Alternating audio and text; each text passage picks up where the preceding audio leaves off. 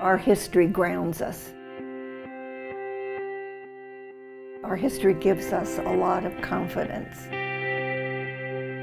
We're not looking at the past to simply stay stuck in the past, but because we are so rooted, we also have the courage and the strength to try new things.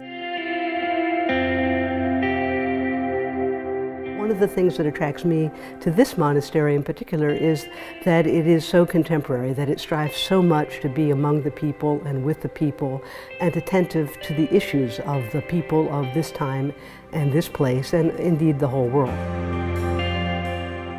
Saint Teresa of Avila talks about the gaze. She tells us that we should look at Christ, who is looking at us with great love. And the belief that the transformative power of that time spent with Christ is being used in the world in whatever place that God feels it's most needed, that I don't have to know, what I'm praying for all the time, but that I just trust that God is using that prayer in wherever in the world it's most needed.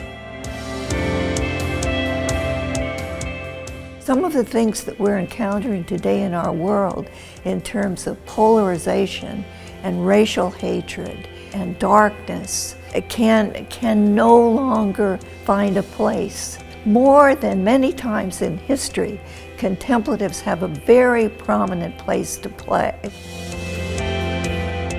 I worked for the German government. I worked for the UN. Later I felt that as much as I had gone out to change the world, to make it a better place, I really felt the call to a life of prayer, and that nothing else that I would do would be as fulfilling and as meaningful.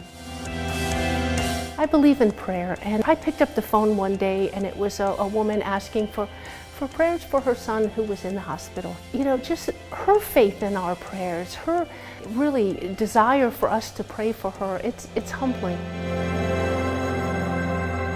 Even though Carmel has this great goal of communing with God and union with God, and we talk about the contribution that it makes to the world today, it's still very important when we look at the smallness of our own feelings that we realize that we grow very gradually. Come and see. See how we live. See how we love. See how we act out each day. I think our life is relevant because the world needs God, whether it knows it or not. We try to live in such a way that the energy of that life goes out beyond these walls and embraces the world.